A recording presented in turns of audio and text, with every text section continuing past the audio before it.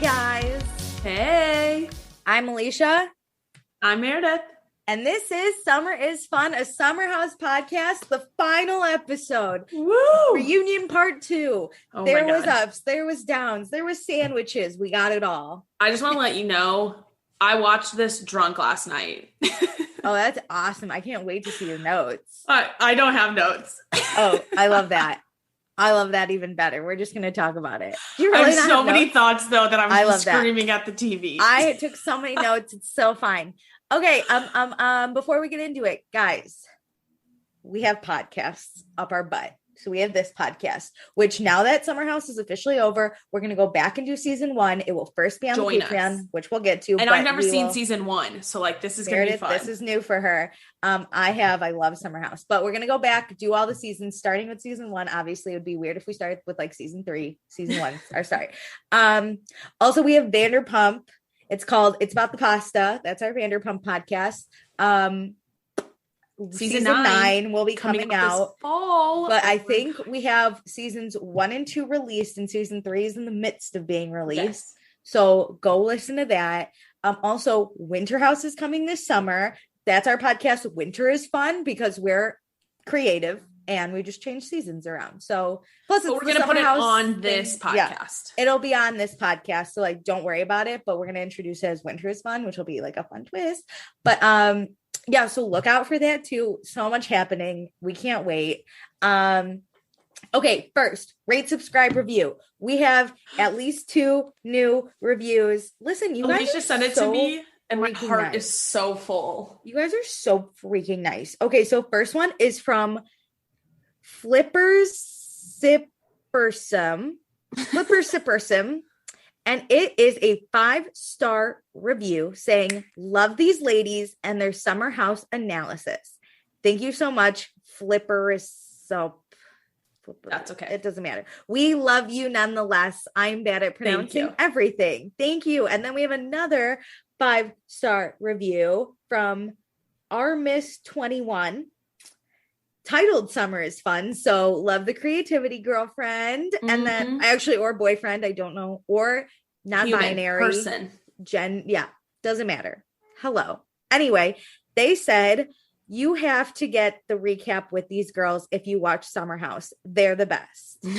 Well, we are the best. We already knew that, but thank you for putting it in writing. Listen, our confidence is not lacking. We have too much sometimes. That is so true. Which is fine. Let me check if we have any others. Nope, that's it. But we appreciate it. We love that. Whoever gave us a 2-star rating, though, I got my eye on your ass. That's fine. So fuck just you. Everybody else, just go rate us. We want to hear your feedback. 5 Good, stars. bad, the ugly. And honestly, we know you're listening. We saw the metrics. So you 500 people. We got a whole group up in here, everybody. At least I would guess half of you kind of enjoy us. So if you could 5-star rate it. Go like us on Instagram because there are some fun things happening. Alicia posts the best episode or photos, and Kyle liked your photo. Yes, Kyle. I saw it this morning when I woke up. I had a thought. What if I'm at a bar in New York and I run into them? Like, but I'd want to be friends with them, so I can't freak out. So I'd have to be like, hey, we'll play it cool. We'll role play in. I would almost walk up and be like, hey, aren't you guys in charge of Loverboy? That's how you should play it. Yeah. Like, I love that. Also, I want that to be my first drink in New York, just so everyone knows. Anyway, I digress. Okay. Patreon really quick. Patreon.com/Vanderpasta. Let me tell you what you can get for only $1 a month. You will get access to our pre-show. Super fun. Today, Meredith and I went off on social media, on walking, on there's some Vanderpump news in there too, so pay $1, listen to our Vanderpump news, whatever. Also, you get access to every episode that we record early, which will be Summer House, currently Vanderpump. It'll all be on. Well, you could have had this episode 24 hours in advance. That's almost true. 48. Ooh, you guys missing out. Okay, and then for $2 a month, you get access to everything I just mentioned. Plus, you get access to our after show, which we will start doing for Summer House because that's where we put spoilers. So we do that for episodes or seasons that we go back to. Lots of spoilers, lots of fun. We love it. Also, we will say your name on the podcast. So thank you to Mariah, Tracy, Dustin, Jackie, and a new one, Kristen. Woo! Hey. Not crazy. Normal Kristen. Normal Kristen that we love. God, can you believe if Kristen Doty became a patron? I'd be like, no, I want this Kristen over Kristen. This Kristen, Doty. Yeah, I'd be scared of Kristen Doty. But hello, Kristen. Hi, how are you? We're so excited. She's also going to join us for our recaps of previous Summer House seasons and Winter House. So she's in it for the long run. Okay, and then for $5 a month, you get access to everything I just said. Plus, I'll ask you questions for our live show, which Kristen gave us some feedback because she's a $5 patron. Yes. And we pick a patron of the episode, which, though we love Dustin and Jackie, we have to give it. This is our last episode for Summer House. So our patron of the episode has to be Kristen. Yes. Congrats, Kristen. Welcome. Oh my gosh. We love you. Yeah, she has some thoughts for us. Her and Dustin both. Ooh, yay. We'll get to them at the end of the episode. So I think I got everything. Yeah, Instagram at Vanderpasta. Go check it out. It's super fun. I'm mixing it up. Oh, yeah. It is currently like 10 a.m. Yes. 11 a.m. I'm at my parents' and I feel like I'm breaking a rule. No. Drinking? I totally should. It was like brunch, basically. Like, go Are we ready? Mm-hmm. Ooh. It's another, it's like ASMR. That's all we have. Is that what it's called? Yeah. Okay, so what's the flavor? Black cherry. Black cherry is the best. I hold black cherry. For the lemonade, it's black cherry. I was about to say, is that the lemonade one? Because it's a black can. Yeah, but the tea, listen, I told my dad to get me Truly iced tea, and he came back with Truly lemonade, so he really missed the mark on that one. So I just have to drink what I'm given for free because he got me these. Yeah. But black cherry is the best lemonade flavor. I hold to that. Interesting. It's a little warm now because our pre-show took forever. Okay, let's get into it again. Okay, Meredith doesn't have notes, so I'm going to do notes. I've got thoughts in my head, though. Okay, so previously, everyone hates Hannah because she talks shit and says that Carl has a drug problem, but Paige kind of stood up for Hannah. Hannah never genuinely apologized to Kyle because she just thinks Kyle has a big ego. And Hannah also deflected everything, and Kyle walked off, and Amanda's pissed. Basically, I don't know why we do previously on for reunions. Like, dude, I think this one did need a previously on, so we could be like, okay, where is the argument at? Oh, yeah. So Kyle's up. He's taking his lap. He's pissed. Amanda agrees that Kyle needs a lap. And honestly, I do too. We've talked about this.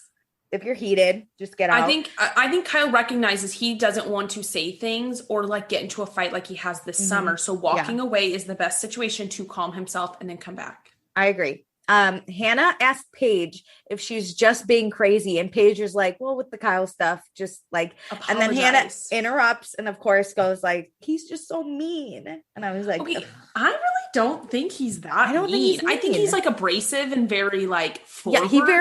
Yeah, he's very abrasive. But he really doesn't say that many mean things. I think he's just so, have you ever talked to someone like this where they just like aren't getting it? Yeah. And you're like, this is so frustrating. And then you like lose I think Kyle's very honest. I think he says the things he said this last episode that he is willing to like break the ice and say the things that people have been holding on to. And he takes specifically Amanda, all of those, like he takes other people's issues and makes them his own because he cares so much. Yeah. Listen, I want Kyle as he wants to fight his friend's fight, which he shouldn't do, and I think he is truly trying to work on. But yes, he just cares so much. This man is just so full of love. So Lindsay's gonna go get Kyle while Hannah cries. So Lindsay goes up to Kyle and is like, you got this, chug some alcohol. I love you. You love you. She's like, walk away in your mind. Don't physically walk away. She's pumping him up. Hannah is stop. She cannot pull it together. And Amanda's literally just staring at her like. She's literally like a hand on bridge of nose. Yeah. And my God. Meanwhile, Paige is like, pull it together, Hannah, which I get that. You're like, please, God, you look fucking crazy. Pull it together. So Kyle's back because Lindsay got him to breathe through it. And Kyle apologizes for walking away. He's like, I should. What an adult. Yeah. I know. Thank God. He's like 40. We love him. But Kyle says like the thing about him having an ego and needing an apology just makes him heated because he doesn't feel like he's that kind of person. But we're just going to move on to something different, which Andy's like, great. So Carl, resident summer house fuckboy. But this season he's an evolved man. Did he grow up or did he already just hook up with everyone so there's no one left? We get a flashback to all of Carl's hookups, which I love. Yeah, I wish I could name them all. There's just too many. And the girls are asked like if they had met Carl today. Yeah, this version of Carl. Would they be more into it? And Lindsay's like, hell yeah. It's a unanimous guess. Even Lindsay's Amanda throws her hat. Even Paige, Amanda throws her hat in the ring. I love it. Paige is like, I said never say never to Carl, which I'm like, please. Girl, I get it. I'm like, please. Danielle she's like, in agreement, I say yes. And then of course Amanda's like, I want in. Yeah. Don't count me out like, over whatever. Here. Kyle is like, I'm in too. Me too. Let's have on. How could anybody say no to this version of Carl? I can't say no to Carl. I wouldn't even be able to say no to the fucked up version of Carl. Listen, I know he's looking. Carl, I'm coming August 2021. Hold your pants. I got it. That is visually my type. That's same. Carl's hot. Good looking. Those white pants. Ooh. So hot. Was it difficult for Carl to keep it in his pants? He basically said he heard everyone else having sex, so he just spent a lot of time in the shower and it was fine. Love it. I love the shower joke. Everybody's in on it. They're like, yep, know exactly what you're talking about. And then we talk about the death of Carl's brother. Carl, he reflected a lot on what happened the summer previously. It was kind of a wake-up call. He doesn't want to go down the same path as his brother. So when he was drinking and like the fight broke up, he just couldn't do it. He doesn't want to be that person. Sierra's asked about her experience with death, and she knows that like nothing she says could ever carry that burden, but she loves Carl and supports him, and Carl is crying. And so I start crying. I can't. And then Luke talked about his family and addiction, and Luke doesn't really talk about his dad's addiction. Yeah, his dad's addiction, but talks about like his uncle committing suicide, and it's just hard when you lose someone and you can't control it and you weren't ready. And I get this. Like, this sounds bad, but like grandparents, you kind of assume they're gonna like die before. Yeah, well, like so you feel like they're the chapters closed on their life. They lived a good life. Like when people have lived, I would say 50s, 60s, like you can kind of just start like understanding it a little better, but feeling like you could have done something to prevent someone's death is probably a really hard thing to live with. And I feel like suicide and addiction aren't kind of go hand in hand in those things. Like, what could I have done? What could I have done? We weren't ready to lose this person. Like, but Luke just loves Carl and wants to be there as a friend.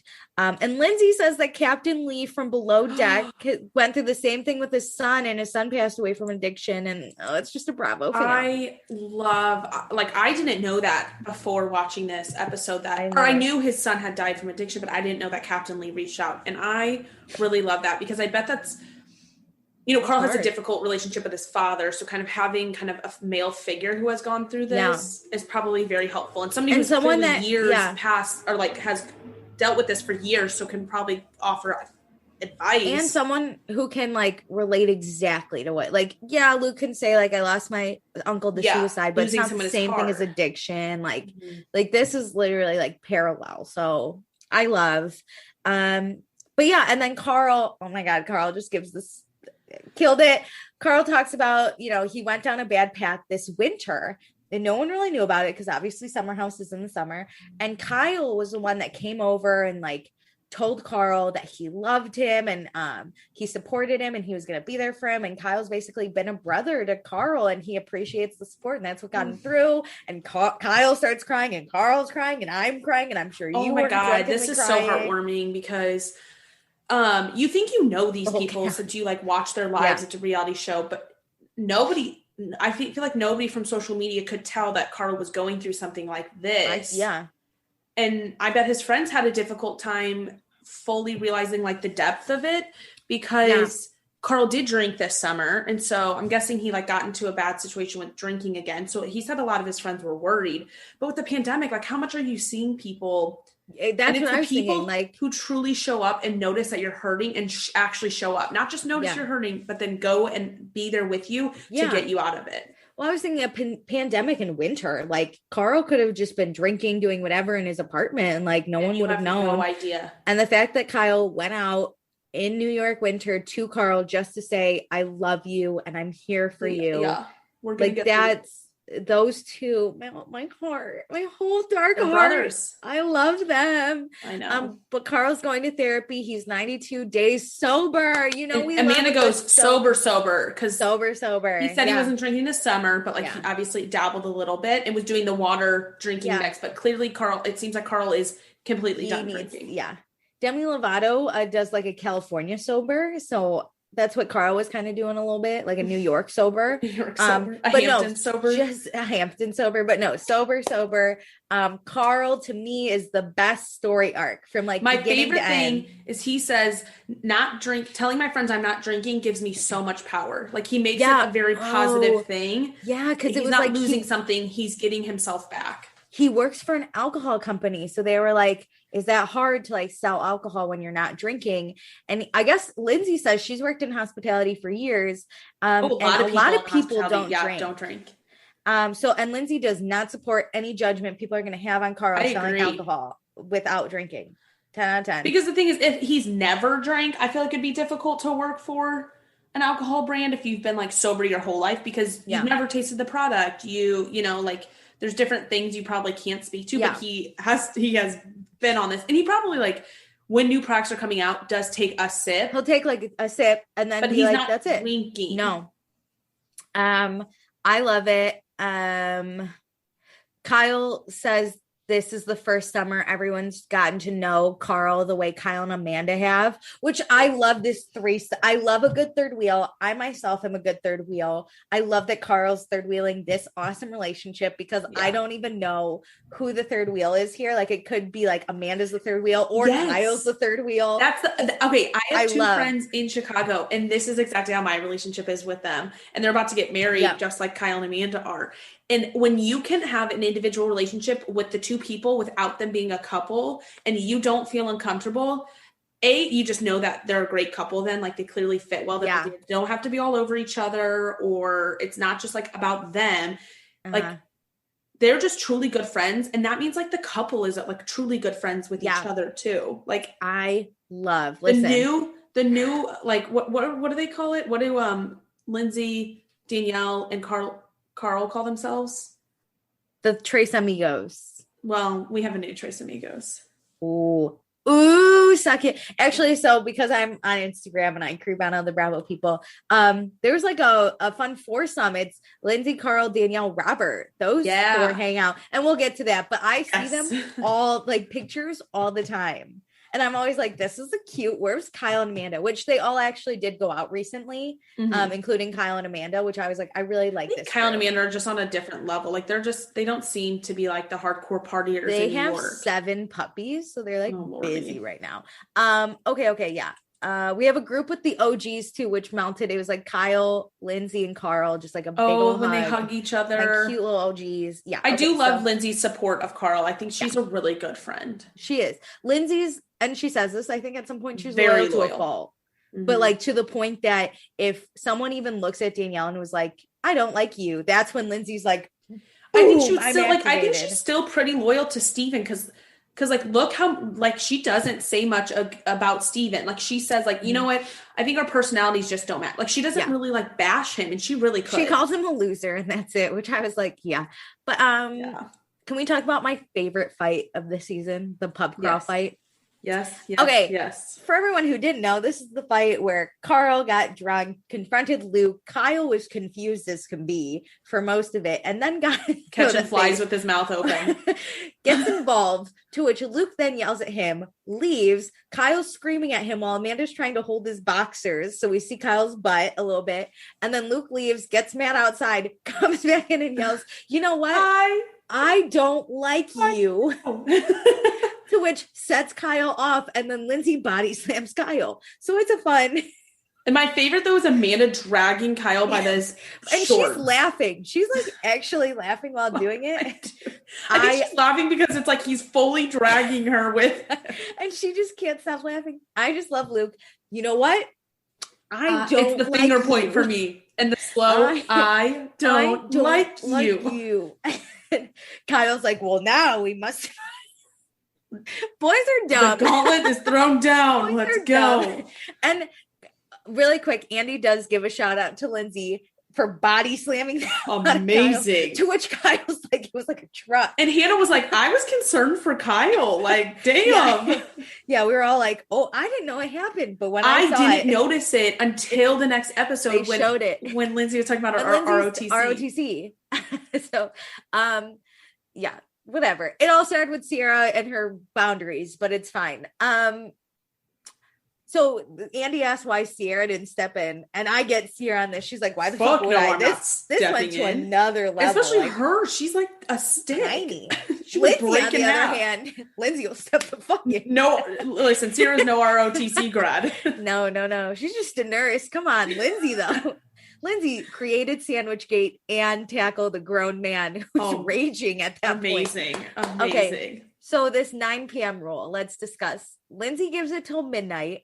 Because New York time is different than Atlanta time, which I get. I kind of get it. 9 p.m. is a little early for me. Okay. It's like Chicago But time. the thing is, I don't think there's a true set time. Yeah. It was more like about she the boundaries. She set a time. See, like my time is probably like 10 p.m. Especially for like drinking. If we're both out drinking and you're texting me, let's be honest. What does that mean? Yeah. And I know the point is boundaries. Like, yeah, and it's like what you're texting. You're not texting me like a funny picture of something you saw, and you're just like, haha, like friendly.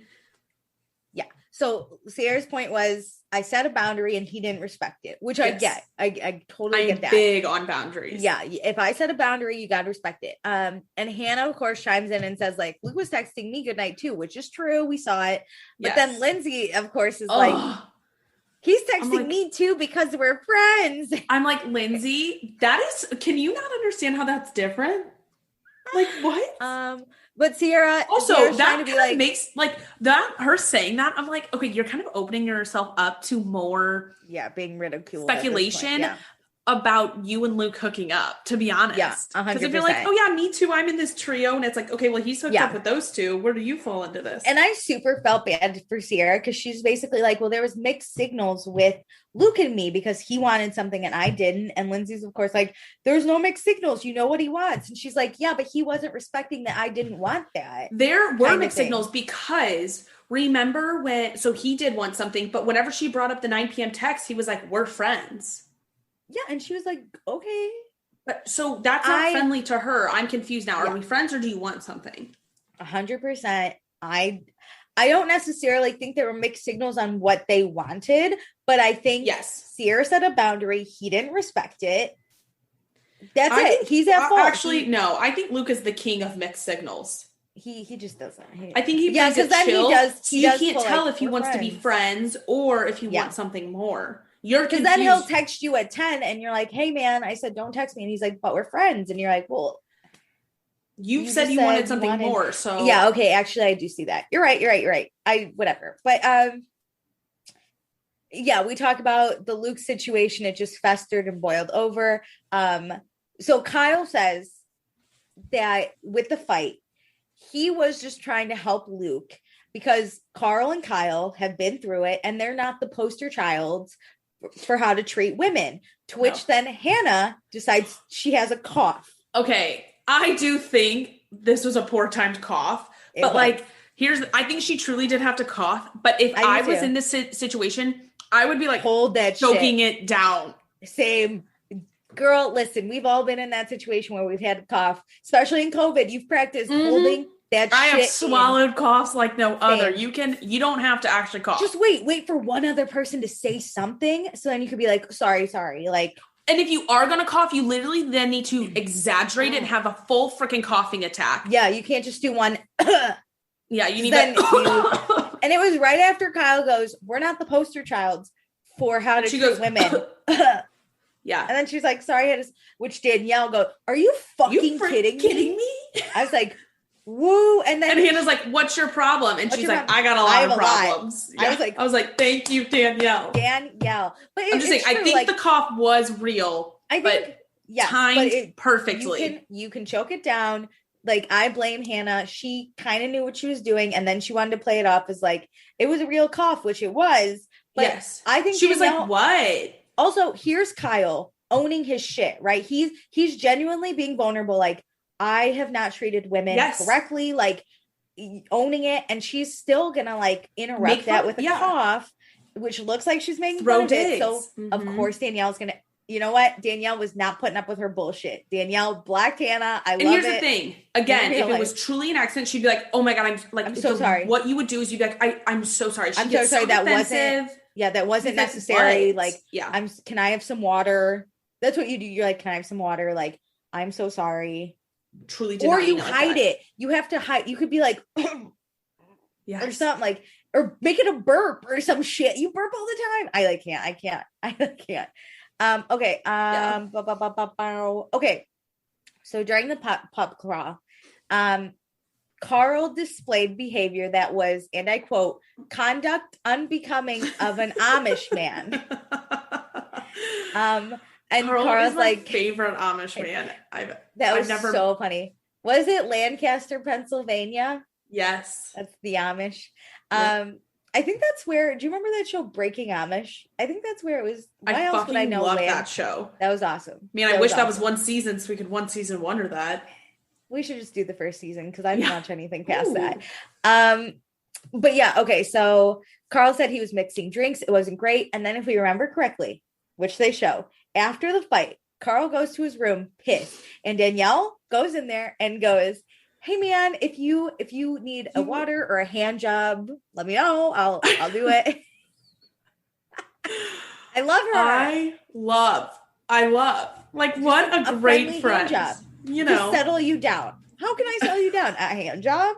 But in my head, I'm like, can Carl get hard right now? Like, he's very pissed. Like, when I'm very pissed. But I just think and then I think Lindsay said that Danielle texted the group text with it's Lindsay, Carl, Danielle, and Robert, and like Danielle like texted the group text and be like, "Hey, I offered Carl a hand job. It meant nothing. Yeah. He did not accept. It was a friendly one. It was just a friend hand job." To which then, show of hands, who would allow their partner to give a hand job if it would stop a crime or a violent act?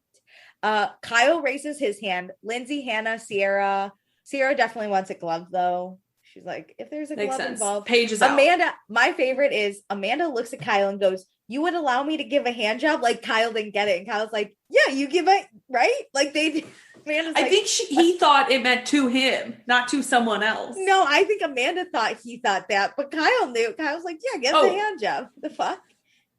That was funny. I mean, it makes sense. That's not that big of a deal. To save like a tragedy? Yeah, man. Hand jobs for everyone. That's what they say. Hand jobs for everyone. World peace and hand jobs. So then we get like a nice little break. Sierra eats the prop candy. I question. So fucking this girl's kind of messy. Clearly her first reunion. Yeah. Candy's like, "Yeah, it's real, but I wouldn't eat prop candy." Why are we eating? Like, oh. We're in the middle of it. If it was at the end, I'd be like, "Go off, girly, eat all the candy you want." But we're also, literally in the hungry, middle. Can't you ask a producer, like, do you have a mint or something that I can have really quick? I'm sure producers have shit. Isn't there like a snack table usually? Yeah, it's I forget what it's called, but Andy mentioned it at the beginning. It's craft services. Craft services. Yeah, right. Yeah, okay. You can't eat during the middle of the reunion. We're on a break. You could be like, "Hey, slide me a quick piece of bacon," or what did they have? A quick piece of bacon. So if we ever do t-shirts or something, I want, "Hey there, slide me a quick piece of bacon." Listen, we're changing this podcast name to "It's Not About the Bacon." It's not about the bacon.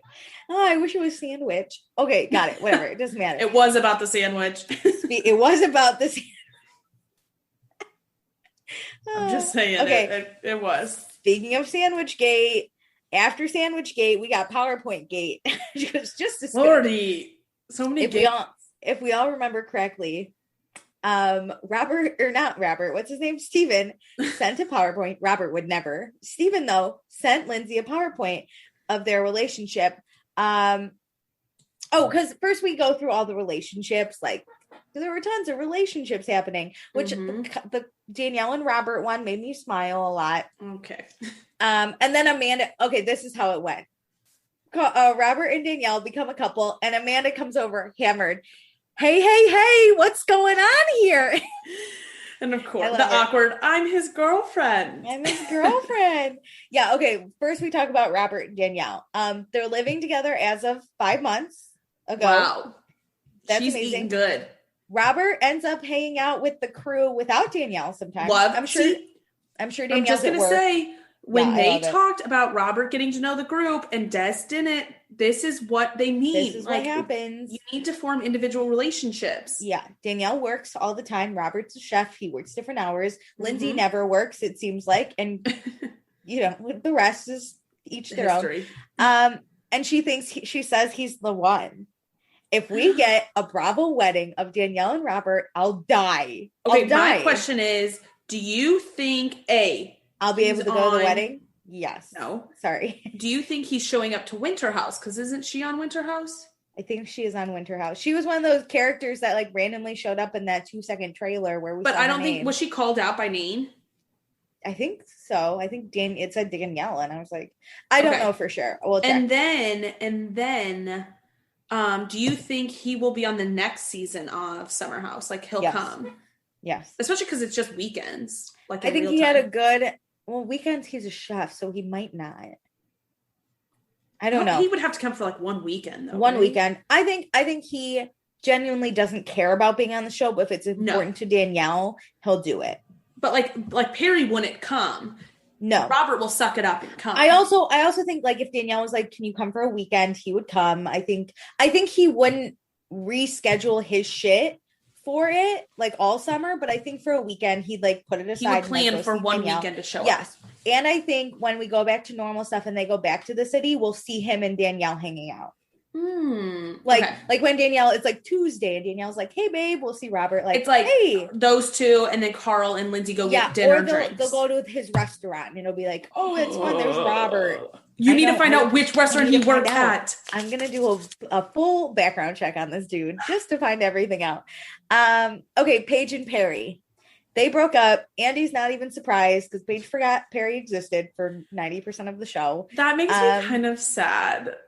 I feel bad for Perry. They kind of roasted. They kind of watching this back and Paige being like you being like, my girlfriend forgot about me and like that's why we broke up. Can you imagine Perry too? Like, oh, I miss Paige. He's probably at home. He's like, I miss Paige. I wish I could see Paige. And then you watch the show. Down with her. Yeah, and Paige is literally like, fucking Perry, and you're just like, oh. You're like, oh my God. Yeah, I feel bad for Perry.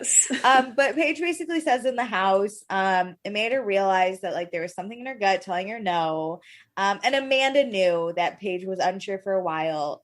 I guess Paige was asking Amanda, like, when did you know? What was happening? And like, it wasn't there.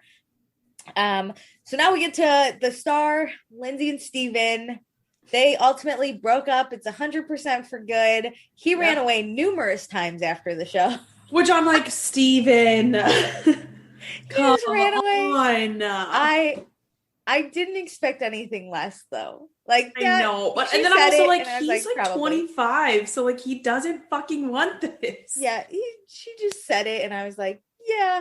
But listen, they weren't compatible. We all hated the PowerPoint, but Lindsay defends the PowerPoint because she told him, gather your thoughts on our relationship. And he did exactly that. I'm happy she said that because he kind of looks crazy for making that PowerPoint. Yeah. If he just made it on his own. And he gets roasted for it. But Lindsay asked for it and he delivered. And Luke and Kyle both say they liked the PowerPoint. They appreciated it. And they probably know. Not every grand gesture is sexy. Like, come on. That was a grand gesture in my opinion. Listen, Kyle knows Lindsay. And when Lindsay says, gather your thoughts, that doesn't mean like think and then say. It means like, because Lindsay will interrupt. You got to. It doesn't mean a long ass text. Yeah, you got to give her all your thoughts. He had graphics. He had charts. Yeah. Listen, if he had things for both of them to fix, like it was a 50-50. Here's what it takes you over an hour of thoughts and preparation. That's a grand gesture to me. I think it is a grand gesture. If I asked somebody to prepare their thoughts and then we came to like a dinner and they just told me their thoughts, I'd be like, now I'm disappointed. I expected a PowerPoint. Yeah. Now my bar is raised. I would want you actually to come to my house and present the PowerPoint to me. Yeah. I'd love to just sit there and like get it. And you bring popcorn for me. And I'd be like, do you have a question slide or now I can speak slide so then I can let you know. Yeah. Should I wait till the end and hold on my questions? And then he gives me a notepad to put my questions on. It'd be great. I've really monograms, like he buys you a specific. Steven just raised our expectations. I'm telling you, I think this is amazing. Right? Okay, so people could disagree with me, but I think this was amazing. Here's the other thing. I think that was grand gesture, and then the balcony. Grand that gesture. That was trash. I thought, but it's a grand gesture. Andy roasts Steven with the like, what? How did you like the battery operated candles and dollar store flowers? Or gross. Grocery store flowers. I was like, oh my God. And then Lindsay said she had no idea. Like, yeah, this was a grand gesture, but it wasn't the grand gesture she was looking for. I think she's like, remember when he came back and he was like, I can't do the flowers every day. And she was like, yeah, of course. She wants the flowers every day. She does. And like, listen, though it was bad, the balcony was a grand gesture, right? He drove out there. He bought the shit. He thought about it. He put it together. It's their movie Say Anything that he's like gonna I get it. It might not be her grand gesture, which she says. It wasn't the grand gesture she was looking for, but it was a grand gesture. Listen, you can't be picky with these grand gestures. He sends you flowers every day, makes a PowerPoint, and does this shit, like comes back to this hellhole. It's enough for this summer for me. I think that's a good amount of effort. And listen, I don't think they're compatible, so I'm glad they're not together. Yeah, 100%. But you can't say he's not putting in effort. He put in a lot of effort. It might not be the effort Lindsay wants or deserves. It's probably not the execution she wanted, but he's doing what she asked. If it takes you over an hour, it's a grand gesture. But Lindsay on the plus side looked really good breaking up with Steven. So oh my God, amazing. The sunset, the producers, we had credit. He does look good without makeup. Like she's great, like the flawless beach girl. Agreed. Okay. Instagram psychic. I have a lot of thoughts here. This Instagram psychic messaged Hannah and said Luke and Lindsay hooked up. Everyone now asks their question, should I get an Instagram psychic?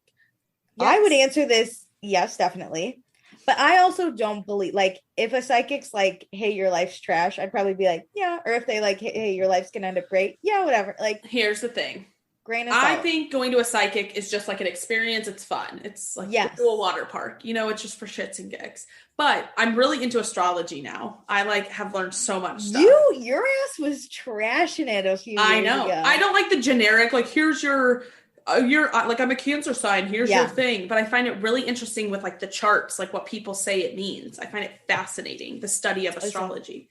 All I know is that I'm a Scorpio, so I'm a bitch, which isn't wrong. Dude, I'm a bitch just because I'm a bitch. I'm a bitch because I'm a bitch. Because the moon was over here. Didn't align, to make me a bitch. I grew into it. Okay, so homegrown over here.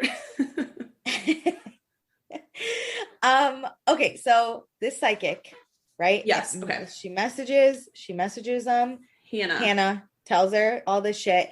Paige then takes it upon herself. Paige, by the way. Hannah tells Paige out on the balcony. Yes. And then Paige asks Luke, did you have sex with Lindsay? But like in a fun way, like brings it up. She was like, and if we remember, Luke did not say yes or no. He was like, where is this coming from? I'm not going to answer. To which Andy's like, it looks suspicious. And Luke basically says it was a strange reaction because he was shocked. And he like thought the question was silly. So he wanted to be like, where's this coming from before he gave an answer, which boys are dumb, but you should just give an answer. Also then out by the pool, activated. Paige basically says like, you know, like Hannah got a DM that you and Luke slept together. Like, what do you like? Do you know who I am? I need to break this down in two things. One, because they talk about like Hannah stirring the pot by telling Paige. Do you think that's stirring the pot? You telling your best friend what DM you got? Especially if you're sharing a room. I think, it's not stirring the pot if I tell my friend, but if we're going to go find out, that's kind of stirring. Like, if we're going to be like, it's our mission. Because I want to back Hannah here. Like, being like, oh my God, I got this DM. Yeah, not saying 100%. It's true. No. And they always phrased it as like, we got this DM, not like they never said that like, oh, well, Lindsay and Luke slept together. They said, we got a DM saying this might have happened. Yes, 100%. I don't think that I think like Danielle and Lindsay came too hard at Hannah and Paige for this drama. Well, yeah. Okay. So Andy does ask Hannah, was it shady? Or first, Luke and Lindsay say they've never hooked up. Lindsay does undress Luke with her eyes, which is. I'm like, why are we making these comments? Listen, You're if a literally dude bringing it upon yourself. Also, if a dude said that, everyone would be like sexual harassment. True. So, like, Lindsay should. Very good point. That is a very good point. Hannah, is it shady to spread a rumor about a psychic? So Hannah says she wasn't stirring shit up. She meant for it to be a joke, which like. I think it kind of was like, oh my God. I think it was like when she told Paige. So then Paige said she wasn't being malicious in finding it out. And Lindsay says they were. This is where I kind of understand where Lindsay's coming from. Because if they're doing this whole thing where they're like, Luke and Lindsay hooked up, it does mean that Lindsay cheated on Steven, which Lindsay would never do because she's loyal. So they're kind of making. When did this come out? Steven wasn't in the house, right? No. But they were together. Like, I see both sides. I think if I was Hannah, I would turn to you. Let's just say you're Paige, and I'd be like, look at this DM I got. And obviously, because we're just those people, we'd be like, we have to find out if it's true. But we wouldn't say it was true. But Paige did say. I don't think they did. Paige said, she's like, I believe it. I 100% believe it. Okay. Which is where I think Lindsay then is pissed because it gives the audience the ability to be like, if Paige thinks, then like Paige knows more than I do. So probably. But every time Paige repeated it, she always said, we got a DM that said. It was in her interview. And I think to Hannah and Amanda that she was like, I think it's true. Like 100%. Which then, yes, Lindsay can be mad about that because then it means she cheated on Steven, which isn't great. So then, so Paige starts talking. This is my favorite. Paige starts talking to be like, it wasn't malicious, Lindsay, blah, blah, blah. Danielle gets heated and she starts talking, to which Paige is like, I'm not talking to you. And Danielle goes, well, I'm talking to you. Which, listen, do I think Danielle should have gotten involved? Probably not. No. Do I think this was hilarious though? And do I think Danielle was a bad bitch? Yes. Also, great response of, I'm not talking to you. Well, I'm talking to you. I'm going to use that forever now. I'm going to use it all the time. All the time. And then Paige is like, you're not involved. And Danielle does not shut up. She's like, I'm involved now. You're coming at my friend. So I'm going to come at you, which again, loyal to a fault. I get it. It's cute. Also, I appreciate it. Let the chick talk. So then Andy's even like, this isn't the fight we want. You guys should settle down. Yeah, but they're not settling down. But then Paige is like, are you going to stop talking? And Danielle goes, not when you're talking about my best friend like that. So then Paige, of course, Danielle keeps talking and Paige is doing that thing where she's like, amazing. Are you done? Are you done? And Danielle finally finishes and she goes, now I'm done. You may speak. To which Paige, now I'm done. You may speak now. Paige's face is just fuck you, Danielle. Fuck you, she gets really loud. It's the hands for me with fuck Paige. Fuck you, Danielle. Fuck you, Danielle. Danielle keeps going then and goes, what you say is gossip is literal shit talk. And then Paige goes, I'll shit talk all day long if I want to. And Danielle goes, we know. To which I was like, I didn't even know. Well, Danielle was like, oh, now we know. And I'm like, oh my God, you guys all shit talk. Okay, we are literally on a reality TV show. Highlights of this argument, because I love them both. Highlights Me too. I really enjoyed this. Yeah. Highlights are, I'm not talking to you. Well, I'm talking to you. Paige did actually very well. She kind of looked Danielle look a little crazy. She's like, oh, are we done? Like, amazing. Are you done? Now I'm done. You may speak. You may. Fuck you, Danielle. Fuck you, Danielle. Both of them had the same energy that I love. Clashing made me sad. Who do you think won in that little argument? That's the thing I don't know, because I think Danielle had great comebacks. Like, if I was Danielle getting involved in shit, I would do the same shit where I'm like, now you can talk. Like, but, ha ha ha. What makes Paige not lose is that she didn't lose her cool and like go back at her. She was pretty calm until the fuck you, Danielle. Fuck you, Danielle. Are you done? Which was executed perfectly, because there can be like a fuck you, Danielle, which like it was the fuck you, Danielle. It was the voice. It was like her tone was down instead of fuck you. Fuck you. Yeah. Fuck you. Where it was kind of like are you fucking kidding me right now attitude. I'm gonna come which I also love. So I don't know. I think they kind of like tight. I agree. 50-50. I enjoyed it.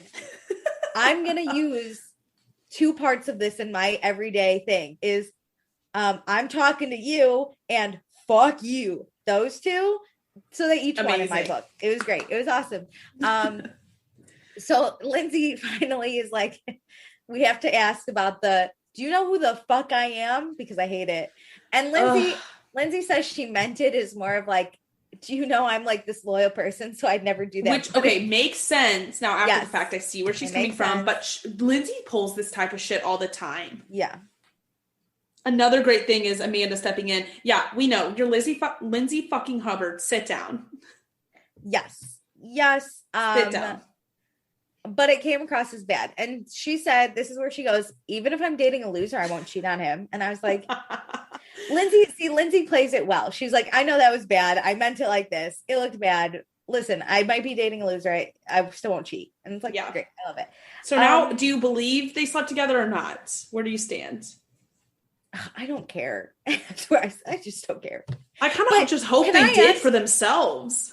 If we remember correctly, when we got this season on Summer House, didn't we see a hookup? And we were all like, we see them walk into the bathroom. And I don't think we ever really got that. We didn't get it on Summer House. So I was like, did Summer House just like, and then they dubbed over some moanings, which could be anybody, which they do a lot in promos, and which I really hate. They dub over different conversations and scenes that aren't connected. Did we get played?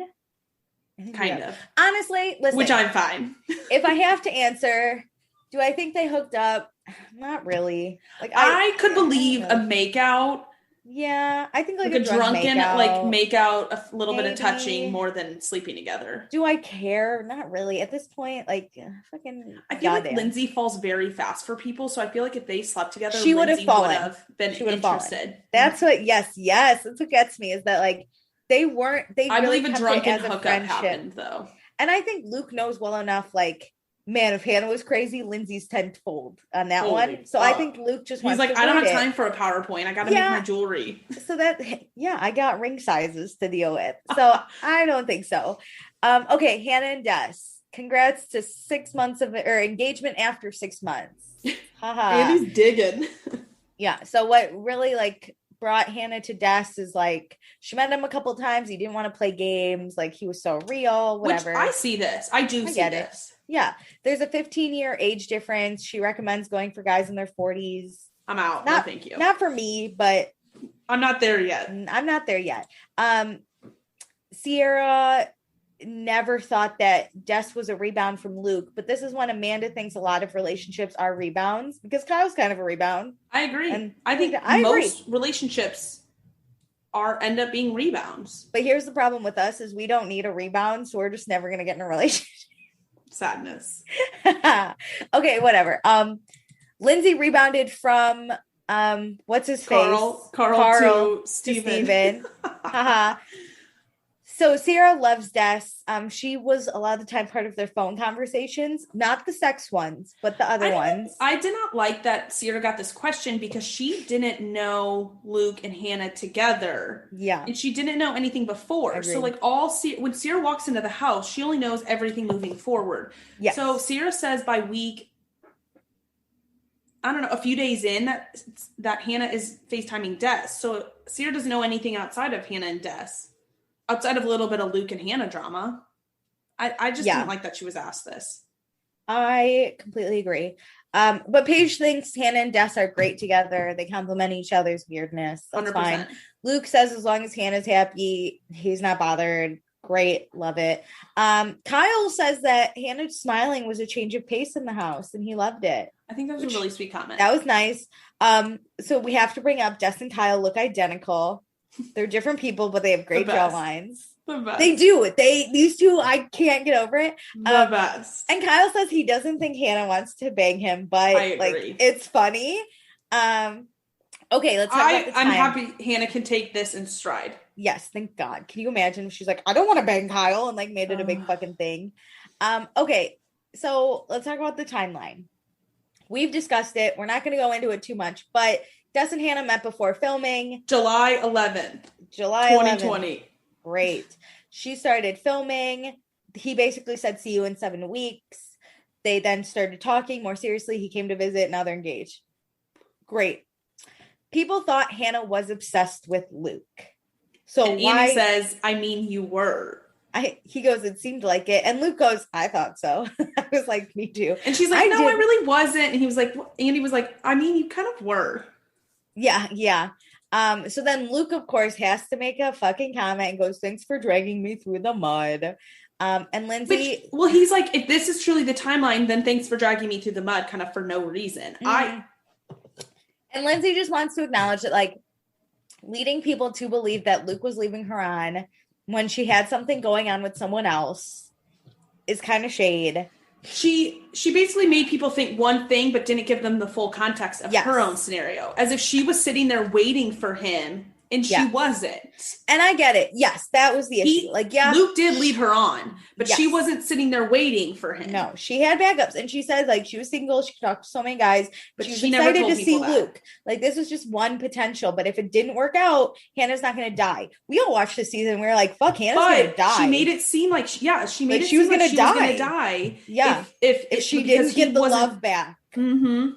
Yeah, but like, and even in her interviews, she like doubled down on the storylines that she kind of creates. Yeah. And then when people are upset that like she's making them out to be this way, she's like, what are you talking about? Mm-hmm. So this is when Luke has to clear something up and it's going to break the fourth wall. Listen, this was so anticlimactic. This was so dumb. I didn't give a fuck. And okay, I'm annoyed because this is what like Hannah does this shit too, but like this fires me up about Luke because he is like basically when he first said it, the way it comes off is that he never wanted to invite Hannah to so he basically says he was produced to ask Hannah to go to Minnesota. That's the big, which Hannah gets up and walks away, which I think is fucked up. Like that, not that she walks away, that he said that. So then she gets up and is really upset and says that F's with people's emotions. Also, this is what we've been waiting for. This is annoying. But oh my God, wait, did you see the tweets I put where it was like, there was one where it was like, this is the big reveal. And it was like, great. And then the one where it was like, so Luke says it and Andy's like, I don't believe that. So then there was Andy a goes, tweet that that's didn't like, happen. So there's a tweet that's like Luke saying that he was produced and Andy with his thing like, I'll fucking kill you. So then Hannah gets up, then Luke feels bad and walks after her. And Luke is talking with producers and they're like, Luke, do you mean to say that you didn't want to ask her in that moment? And he's like, yeah. And they're like, okay, so we didn't tell you to invite her. We just probably told you you should invite her today. Yeah. Listen, do I think producers probably had a hand in being think they meddled. You should ask her not off camera, but on camera. Yes. I bet he was talking to producers before he got mic'd up for the day or even the weekend. And he was like, ask someone to Minnesota. Hannah would be cool. You should ask her on camera. Yes. Do I think producers looked at him and said, you know what you should do? You should ask Hannah to Minnesota. And he was like, I don't know. And they were like, I don't think that happened. Listen, I think this was so anticlimactic. I straight up don't care what the answer is. No. Is that bad? I like straight up don't care. But yeah, I think it's the first because then he like, I'm happy Luke then apologized and was like, that's he went after Hannah. He hugged her. He's apologized. I guess they're okay because Hannah hugs back. Well, she says she doesn't talk to him, so I don't think she really. I think she's just trying to like get through this day. Yeah, she's crying. Like, it's the meanest thing a guy's ever said to her. That's the Luke invites the whole damn cast and camera crew to I didn't like how he was saying this. And then he was like, this is what I don't like, is then he likes to back out and be like, it was just a friendly thing for me to invite you to Minnesota. Like, he's basically saying, I invite everyone, which then negates. I invited a Bravo producer, but not Andy. Andy was like, I'm offended. I think he tries to then minimize what he was doing with Hannah last season. I agree. Hated how he said this. This was stupid. Fuck you, Luke, for making it seem like I'm gonna break the fourth wall. I'm so sorry. I was produced. Ridiculous. Like, come on. If you're gonna break the fourth wall, it needs to be like Real Housewives of Beverly Hills when the producers are involved with why Denise won't show up. Let's fucking break that wall. You literally like shed slight light, and even the producers then had to break the fourth wall and be like, hey, Luke, didn't you mean this? And he's like backtracking. Yeah. And even Andy's like, that didn't happen. I appreciate that he got up and he apologized to Hannah right away. I appreciate Hannah's not going to make a big deal out of it and she gets herself together. I appreciate Lindsay had to pee in the middle of this because that would be me. That's I like how she stands up. She goes, I'm not going after her. I just need to pee in my jumpsuit. I thought she was actually going to go after Hannah, and I thought that was going to be really nice because she went after Kyle. She didn't give a fuck. She was going to pee. No, she's like, I have to pee. Plus, like, Luke was getting up, and she was like, I'm not, because I'm sure people will be like, Lindsay, don't get involved. She's like, I'm not getting involved. I think if Luke wasn't going to go after her, then her getting up to go after Hannah would be nice, but Luke was going to clear it. We saw it. Luke and Hannah are fine. Minnesota's special to him. I don't give a fuck. This was dumb. Whatever. Literally, this relationship cannot end soon enough. I need one of them to leave.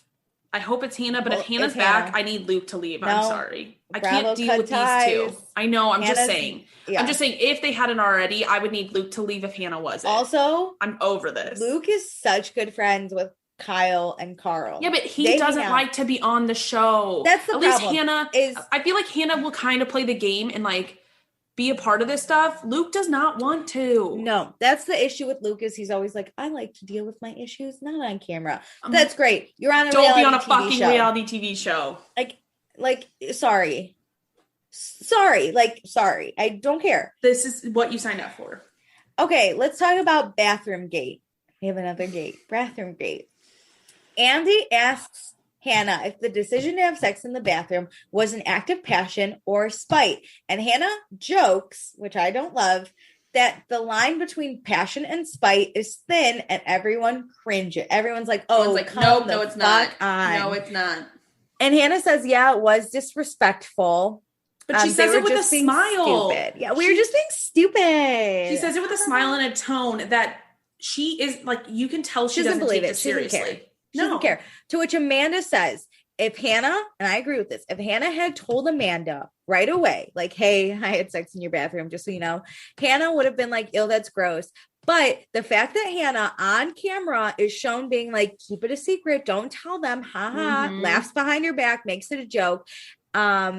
That's what's fucked up. And Hannah's like, I hoped you wouldn't know. To which Kyle's like, we're on a fucking TV. I hate our monitor 24/7. There's surveillance. Kidding me? We're on a TV show. And Amanda says, here's the thing. In that timeline, whatever, of her also hooking up with Des, she basically had until the show aired to even tell Amanda. Them. Yeah, no, she kept it a secret. They found out. They didn't know. There's an after show thing where Amanda talks about how she has now heard that Hannah slept or had sex in her bathroom. Like she still really didn't even know. I'd be pissed. Like I get where Amanda's coming from. Listen, I wouldn't love their friendship. Let's say you and I are Amanda and Hannah, right? If you had sex in my bathroom, I wouldn't love it. I'd be like, Meredith, what the fuck? But if you came to me and you were like, hey, I had sex in your bathroom. It was a moment of passion. I'm very sorry. I'd be like, gross. You had the good bathroom. At least I could clean. I clean. Yeah. I could clean. And Amanda makes a good point. She's like, that's where I put my coffee and my toothbrush. And Hannah's like, we didn't touch anything. And it's like, you touched the counter. And I don't know where. It's disrespectful. It's gross. Please tell me. The fact that you didn't tell me, it's about people's boundaries and it not respecting people's boundaries. That is a personal space. I get it. They have the nice bathroom, but there's no cleaning service that is coming in here every week to clean it. So it's not like you fucked in their bathroom on Sunday and then by Friday, somebody has come in and cleaned it. Yeah. And Amanda's even like, you did it to piss me off. Yes. Like you did it to hurt me. And Hannah's like making a joke. She just can't apologize. And this is where Hannah's like, it's just a bathroom. We didn't touch anything. Don't worry. And Amanda's like, that's no. And point. This is when Carl brings up a great point that we kind of talked about last episode, which is like, you think you can get away with things because you're comedians and you make it into a joke, but it's like not funny. It's serious bullshit. To us. Mm-hmm. And I get this. We're all personalities. People make jokes about it. But when it's your friends making jokes about you, it hurts. It hits and they're telling you it's not a joke to them and you continue to make a joke of it. It shows that you do not have respect for that friendship or that person. And Amanda says, you just can't hold yourself accountable. It's not something a friend would do. And she still hasn't said, hey, I'm sorry. I didn't mean it that way. I literally wrote down. She could say, I'm sorry, I didn't mean it that way. Hannah still can't apologize because she said she had Amanda had an amazing bathroom, but looking back on it, it does seem disrespectful. Fucking duh.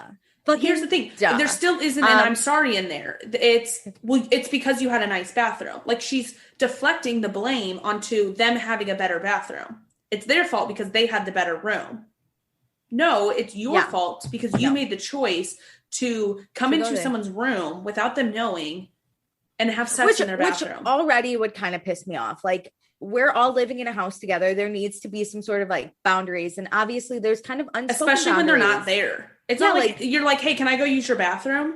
Like, there are, like, even at my parents' house, like, I walk into my sister's room to use her mirror, but I'd never like go through her shit or lay in her bed because like that's disrespectful. So then we talk about the comment that Des made about jerking off in Kyle's bed. And Des said those things based off what Hannah told him before he met Kyle, which I kind of get. Like, if I'm talking to you and I'm like, oh, my friends are jerks, you probably wouldn't like my friends, but you wouldn't. But for you to go up to them and be like, fuck you right off the bat, I'd be like, here's the thing. And this happens to everyone. Like, what you say to your friends about someone else taints their image of that person. So like, Alicia, when I talk to you about my St. Louis friends, you're getting my version of those people. Yes. But you would never be like, show up. If you showed up here, you would never like be like, fuck them. Let's put something in their drink. Let's throw something on them. Like, no, I'd go spit on their food. I would have like a wall of caution, but I'd still be cordial and nice and like whatever. And respectful. It's a respect thing. And so Hannah says that, she would call Des and like vent about Kyle. So when he came, everyone was on their best behavior and not showing their true colors. So he made a joke. Again, it's a joke. It's just that's a dig at everyone else. Like basically saying that they're not being themselves. You're not real. You're fake. Yeah, you're being fake. Reality TV stars have such a problem with being called fake. It like cracks me up, but also like we're not being but fake. It's not fake because we're just being nice. We're being nice. You're being courteous people and welcoming. And we don't want them. Listen, if someone comes in my house, like, okay, let's say my grandma comes over. I'm not going to air out all my grievances with my mom in front of my grandma. But, like, no, okay, it's going to. So if Des came in and they all acted, in a sense, mean towards Hannah, she would be pissed and like mean towards Des. Yeah. Des and Hannah would be pissed that that's how they were being treated, that they weren't being nice to them. But when they're being nice to them, they're fake. The rest of the house is apparently fake. So Kyle's basically like, great, you don't like me, but that's fucked up to joke about. Like, again, that's so disrespectful and gross to jerk off in my bed. And Hannah's like, it's not a funny joke, especially after what you just did. Hannah's it's not like he showed up and he was like, hey, how's things with Kyle? And Hannah was like, and he's like, I'll go jerk off in his bed. Like, that would be a funny joke. In the middle of sex, I picture he was like, should I jerk off in his bed? Or like, just had finished and like still in their bathroom. Like, that's not funny. So Hannah obviously got engaged recently. So who did Hannah tell about the engagement before it was announced publicly? So she told her family, and then she accidentally had her ring on, which on Instagram. This. I totally believe this. So then Paige obviously was like, the fuck is happening? Why do you have a ring? I think then she must have deleted it because I didn't see that. She did. Screenshot. I saw the screenshots and I was like, caught, because it was like announced publicly, and then I did research and it was like she had previously like whatever, so she came out publicly and said it, but Paige caught the Instagram story and was like, ooh, and then she told Sierra. Amanda found out through a People magazine's exclusive thing, the like real announcement. And it's funny, Amanda says, because they were talking 4 days after Hannah got engaged supposedly, and Hannah never told Amanda. She found out through the People's exclusive. So what I kind of want to know is the timeline of her getting engaged, then telling her family, talking to Amanda, and what order the talking to Amanda and the accidental Instagram story went up. Like, when those two things happened. I think the Instagram story, I think it was they got engaged. She told her family. The Instagram story came up. So that's when Paige was like, what the fuck? Okay. And so Hannah told Paige and Sierra. And then I think Amanda reached out and was just like, hey. I don't think about the ring, though. No. Just Amanda was just talking. Her. Yeah. And Hannah didn't tell Amanda. Because by then the screenshots were deleted. So Amanda could have easily missed them. Yep. but I think Amanda reached out and Hannah didn't tell her, which listen, when I have good news, like, okay, I'm moving to New York. I didn't genuinely like reach out to people like, hey, but if someone texted me, I'd be like, oh, by the way, you know, like, yeah, if you're like already like, okay, it's talking. Weird to just like start a text with people and be like, hey, I'm moving. But when you're talking to people like at lunch and it's like, oh, what's going on in your life? You're like, oh, I'm moving. Yeah. Also, engagements, I feel like, are different because everyone calls all their friends right away to be like, engaged. Look at my ring. Listen, my friend got engaged last night and she still has yet to call me. So I'm wondering if it even happened. It's kind of a dig when people don't call you. I mean, I'll see her tonight, but I'm like, did you get engaged? Or like tell them or send a picture. I have friends who may not call me, but they'll send me a picture. Like you kind of, you call like your very close people and then you send pictures or you tell people before you announce it.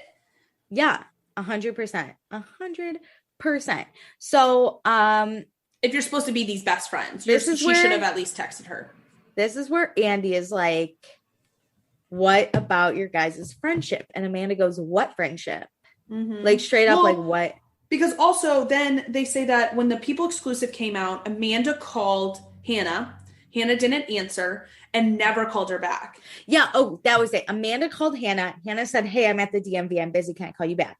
And then never called Amanda back, which Amanda said, like, I get you're busy, but like, call me back. Call me back. Like, hi. And so Amanda says she was so excited for Hannah. She was hurt. Hannah hid it from her. Like, that's how it but looked. Was still happy for her. Yeah, was still happy for her. And then basically Hannah had talked to Paige and Paige had told Hannah, hey, Kyle's like ballistic that you got engaged and didn't tell Amanda. So Hannah didn't call Amanda back because of Kyle. Which I think Hannah uses Kyle as a cop-out. To be a bad friend. Bad friend.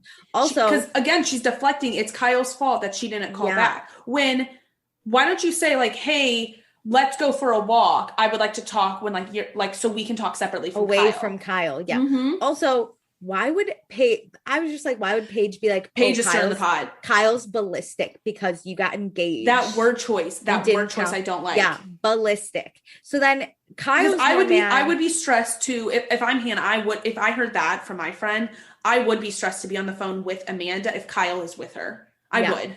If I heard ballistic. Listen, if I would never turn to a friend and be like, oh my God, so-and-so's ballistic that you didn't tell. Like, it's just me saying it sounds shit talky. I feel like I would tell someone else. Like I would tell Sierra that Kyle is ballistic. Yeah, person. And then Kyle, which I get where Paige is coming from on this, but Kyle says like, why didn't Paige and Sierra tell Amanda? And Paige says it wasn't her place. I agree. It wasn't Paige's place. I agree. But I think Paige did wrong by telling Hannah. But then Kyle says he basically watched Amanda's heart break. So he got really defensive. And I get this. I get why he was kind of mad then. Because listen, Amanda's sitting here. She's still happy. She tries to call Hannah. Hannah doesn't call her back. She's sad.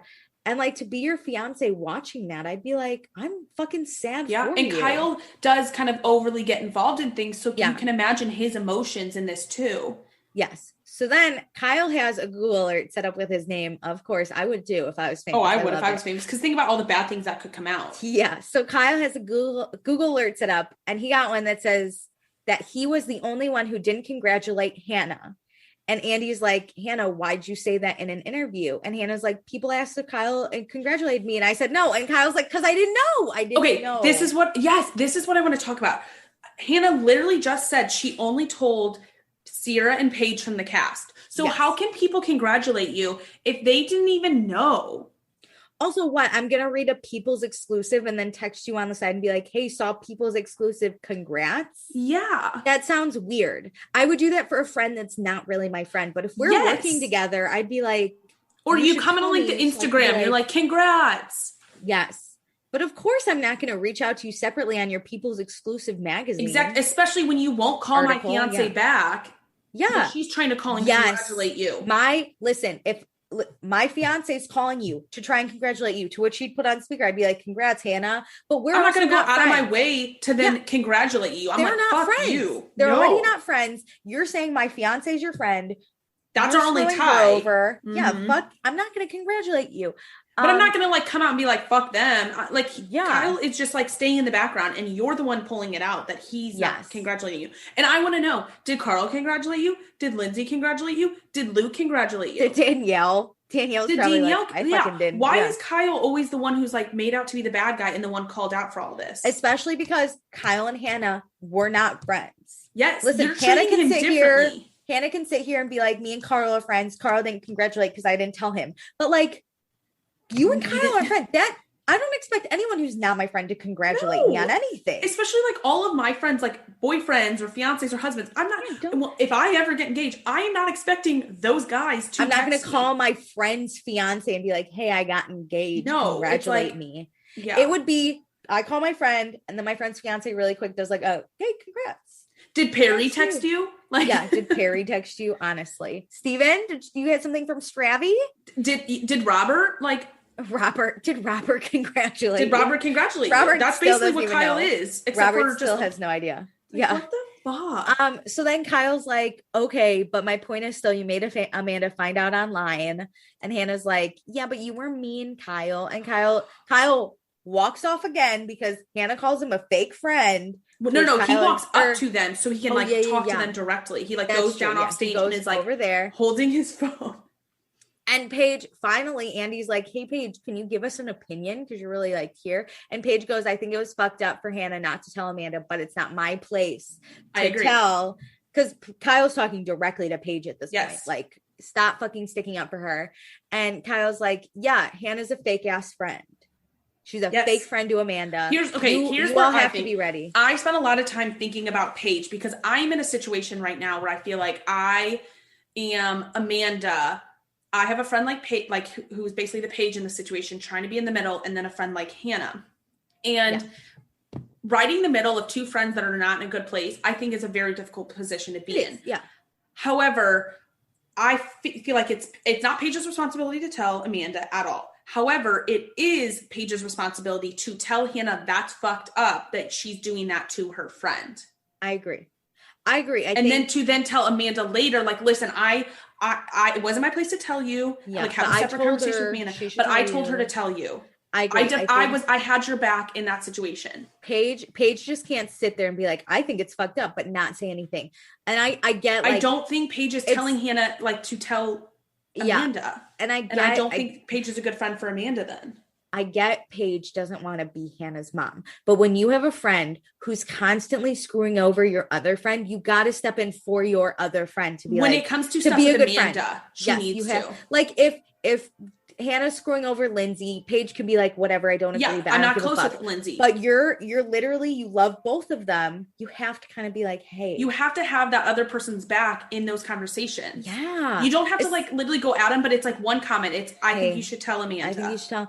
And I think Luke says it best, like soon Hannah's not going to have any friends because she's putting Paige. Listen, if I'm Paige, you keep putting me in this fucking situation that I don't want to be in. And like, I support this couple and you're telling me I shouldn't support this couple. And like, because at some point, and I feel like I'm in this situation, at some point, Amanda's going to be like, Paige, I can't be friends with you anymore. Yes. Like, you don't have my back. You're not supporting me.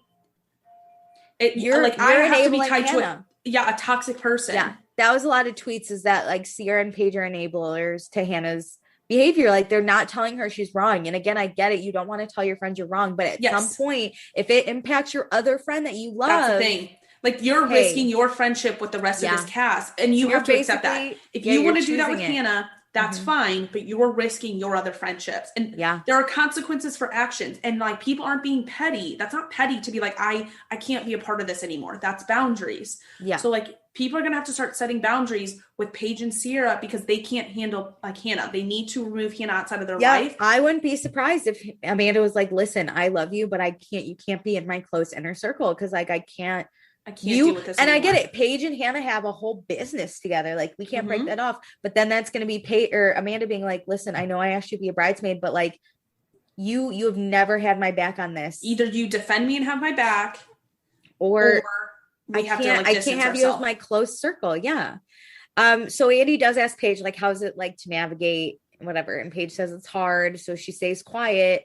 And then she doesn't want to look two-faced, but honestly, she does if she stays quiet about it. So yeah, Hannah says, or Paige says Hannah should have told Amanda. Hannah says she was thinking about it, and then she decided their friendship ended when Hannah wasn't asked to be a bridesmaid, which I think is bullshit. Listen, and I know putting the blame on Amanda. I know I said like I was pissed that I wasn't asked to be a bridesmaid in one of my best friend's weddings, but I still went to the wedding. Yes, I have not. You don't cut off ties because of that. I support her. And I never said to her, like, I can't be your friend because I wasn't a bridesmaid. No, like, it's like, I know where our friendship's at. Yeah. It's kind of a signal where it's at. I was bitter. You have closer friends to you. I'm going to have closer friends to you if you reach out to me and ever need anything. And like, yeah, I did. At one point, that friend had texted me about something. And I said, hey, by the way, I'm moving to New York. Yeah. And I told her because like, it's still your friend. It's not an end to your friendship because you weren't a bridesmaid. That's so goddamn petty. That shows you weren't actually friends. Yeah. I'm going to be mean to you because I wasn't a bridesmaid. Like, no. And honestly, I have nothing bad to say about that wedding. Like, it was beautiful. No. It was I had a friend who I was like, ooh, I might be a bridesmaid. I'm not. I might not. There were two. And I was like, you know what? Like, I kind of wish I was. But like, that tells me like, you know what? We're actually not that close anymore. And I was just kind of like. I just wanted it. Honestly, for myself, I'll own it. I just wanted to be in the wedding. I just wanted it. But it's fine. I still love this girl with all my heart. You can still be good friends with someone and not be in their wedding. Because a lot of times it's like politics. Like me and my friend, like one of my best friends here in St. Louis, talked about how our good friend got married. And we were like, well, it's hard for us because like she has a lot of college friends. We didn't go to college with her. High school friends, family. Like if you invite one of us, you have to invite the other. It's definitely hard. Yeah. Mm-hmm.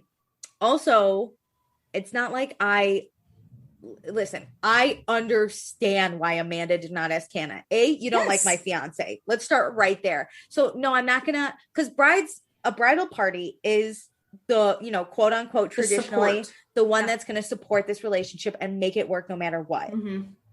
Hannah's trying to break them apart. I don't care. Like even if she doesn't realize it, she's saying things that will drive. Yeah. She's putting a wedge in between them, which is herself.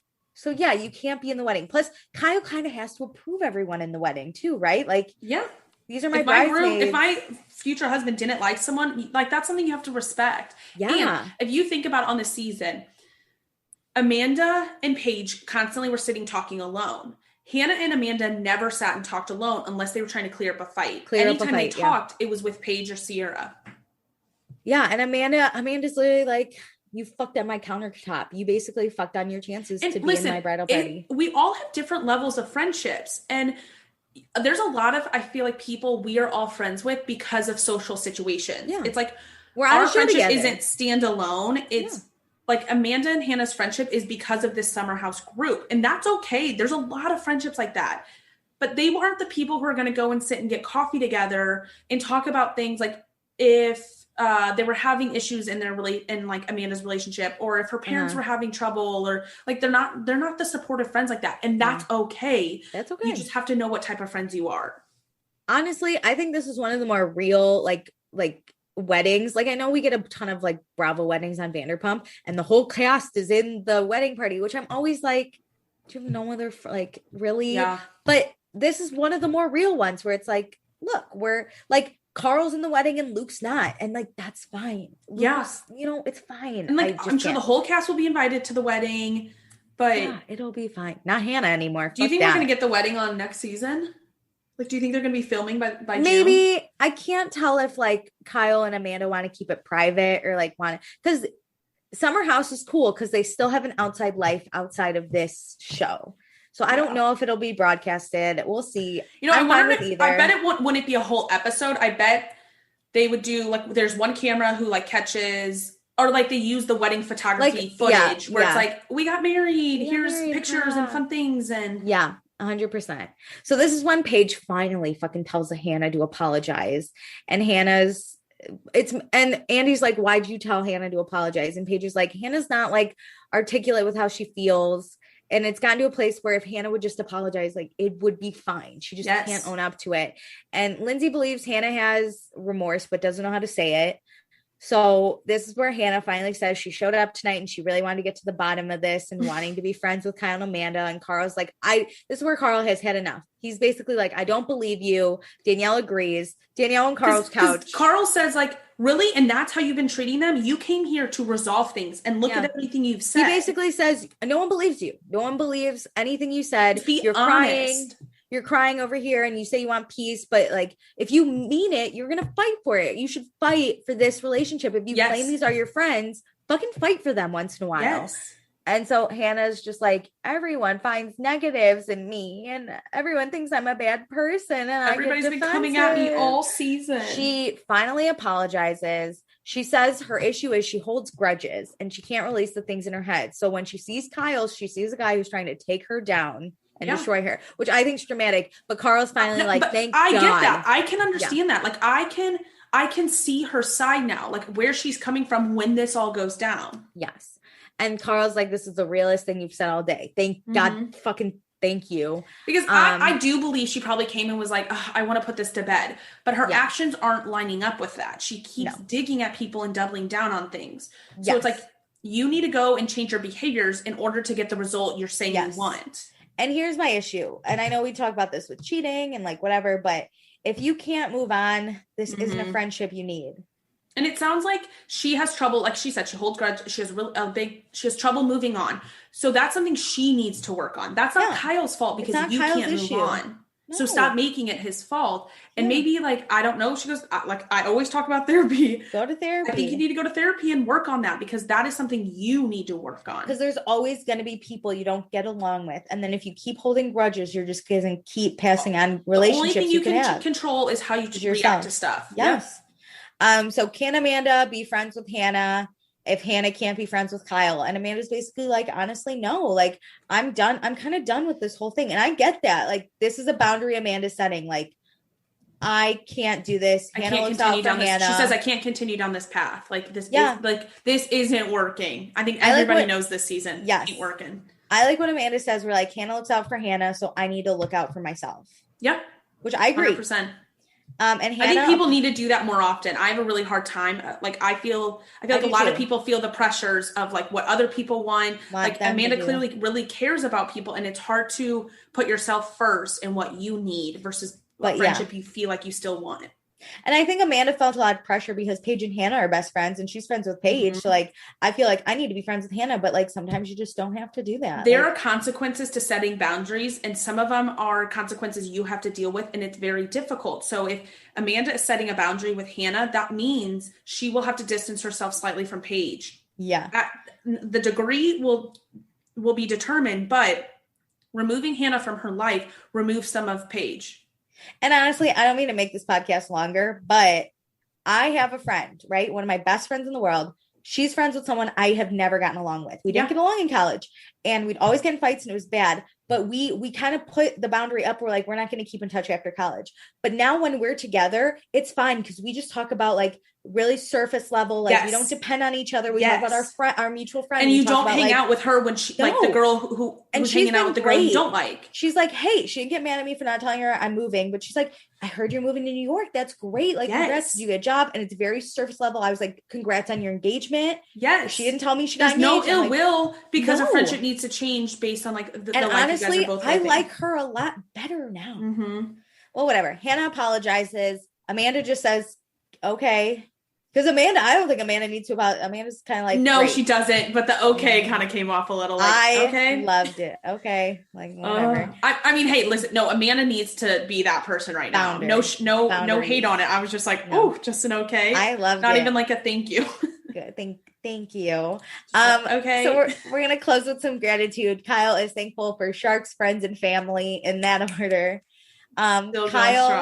Kyle kind of goes on and he just basically says he loves Summer House. Like it's so crazy that like it wrapping up, he's going to be sad that it's ending no matter how many fights you have. That's just life. You know, like when a chapter's kind of closing, you're like, oh, this was great. Like, I don't want this to end. You get nostalgic. Yeah. And Carl always says, who has it better than us? And everyone goes, nobody, which I love. Because I think they realize like how cool it is that they have a show. They make money from the show. They get to share their lives. And these are actual reality people who are like yeah, we might look bad sometimes, but like we have it really good. Like we're fortunate. We have this really is reality. Like they are living what they would normally do. This is such a big thing of New York is going and sharing a summer house with your friends. Lindsay touched that on that in episode 1. The show started as friends getting a summer house. And like Vanderpump Jack sits there. We talked about it in the pre-show, but he that sits got there so and unrealistic. Like, I hate it, they're not working at SUR anymore. Like most reality TV shows evolve and it's not really real. Like they're just really this is manipulated situations and situations like producers come up with, but this show is different because this is a real thing they do, and the manipulation they do is like the parties, and I don't know, there's probably a lot of like, a little bit of manipulation, but the whole premise of it stays the same. It's never changed. Thing is, Jax, even being off Vanderpump, has said nothing but like, I don't want to be a part of it, blah blah blah, it's the worst, I'm not going to miss it. But like, if you have a reality show, whether it makes you look good or bad, you're privileged to be on TV and have that paycheck, have and like access. You have access, you have a voice. Who has it better? Nobody, because they have that privilege, and I love it. So we get a toast of sandwiches. Toasty, you get a sandwich. Yeah, you get a sandwich. Lindsay gets a sandwich. Carl says he's on a low carb diet, but it's fine. He gets all the sandwiches. Sandwichgate closed. We finish. So overall thoughts, I think this season was fantastic. I loved it. I had bad mojo coming in. I was really over pandemic shows and like scripted and reality shows, but I really loved this take. I think it's a really cool time capsule without being overbearing about COVID. We have some thoughts. Kristen says she watched and listened to the show this morning. First, Luke is about being produced. What the fuck? This rubs me the wrong way. True or not? I agree. Luke's the worst. If it's true, a friend wouldn't do that. If it's not true, he's just digging himself in further. I agree. And the way Hannah is being coached to say certain things from the other cast members, I feel like she realized her end on Bravo was coming. I think it already happened. Yeah, by the time this reunion was filmed. Her ass is it's her end with Summer House. Bravo is not cutting ties with her. Summer House is cutting ties with her because she's difficult. Yeah, and she does the chat room. So I think Hannah's not putting up a fight because she has something else to go to. Yeah. Okay, so Dustin says, "What the fuck is up with Luke talking about that being produced to ask Hannah? I can't imagine he's lying because he probably got in some deep shit, right? Calling out production like that. I don't know." No, people have been breaking the fourth wall a lot in the last few seasons of shows. That I don't believe that happened. I really don't. I think Luke just looks dumber, so production's like whatever. I think production told him to say it on camera, but I don't think they set it up. Especially because the whole cast said, like, that didn't happen, dude. Like, come on. Yeah. I think Luke's just being a dick. Producers do have to say that a lot, it seems like, to be like, we need this on camera. Yeah, please put this on camera. I was actually, I read an interview about, I don't know if you watched the show Life of Ryan on MTV. Was that skateboarder? Yeah, he did an interview about it. Oh my God, and he said, I love Ryan Sheckler. He broke up with his girlfriend off camera. Producers made him do it on camera. You know, like that's a producer's job, is to get things on camera. How boring is it if Ryan Sheckler were to come on camera and be like, me and my girlfriend broke up? Like, no, we want to see it. We want to see it. So I'm sorry. That's not breaking the fourth wall and talking about that. That's not worth it. And that is not something that's truly produced. That's something you said you wanted to happen and they wanted it on camera. That's different. 100%. That's different. Hannah is still the worst. I love how Carl called Hannah and Des comedians, emphasis in quotes, because comedians was in quotes, sorry. And how they think that allows them to get away with stupid shit as long as they say it was a joke. I agree. Totally agree. Kyle kept making me laugh, storming off all the time. He really does take this shit seriously, and it shows. Yeah, he's passionate, and he's so dramatic. He loves this. He loves the flair of it. He loves it. He's the best. It was a fun season, but these reunions were a bit of a letdown. Really? I thought the first one was lit. They were good. The second one was. I wanted a third. I think you put somebody. There were more questions out there. Yeah. Yes, we had more questions. There was something that I really wanted covered, and now I can't remember it. But like, there were things where I was like, "Oh, why didn't we get to?" We didn't hit on that. Yeah, there wasn't enough.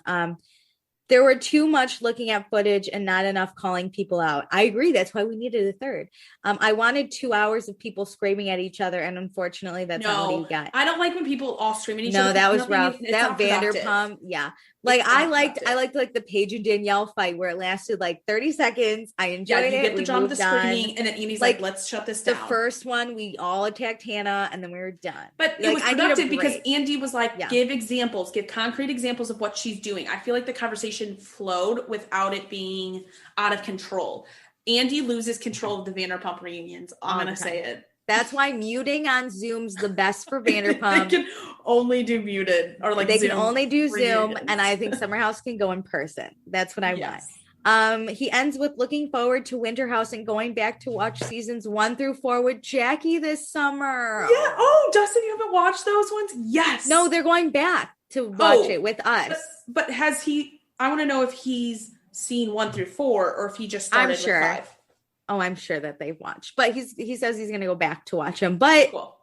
Thank you for watching with us. I love that. We're really excited. We'll announce when we're going to start watching and recording seasons 1 through 2 first on the Patreon. So if you guys want to get those episodes early, go check out the Patreon. And then we'll slowly release them on where else do you listen to podcasts?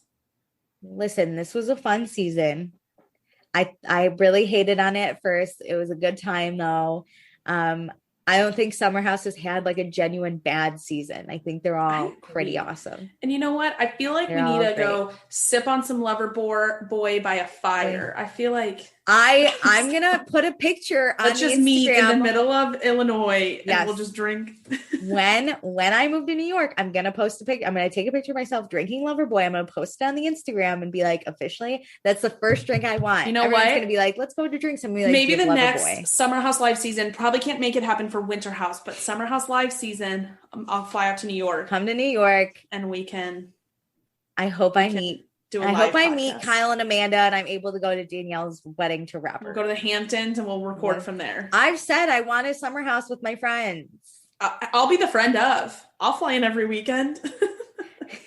You're on the show. We make our own Summer House. I'm moving to New York. I tell my company, I'm like, hey, I got to go move to New York. Before we hang up, the best idea, and I'm quoting this, we do the Summer House podcast while in the Hamptons. From a summer house. That's lit. That's our show, though. That's the show that we do. Listen, we reenact Summer House. We love all of our listeners as much as we love podcasting in the Hamptons one day. Oh my God.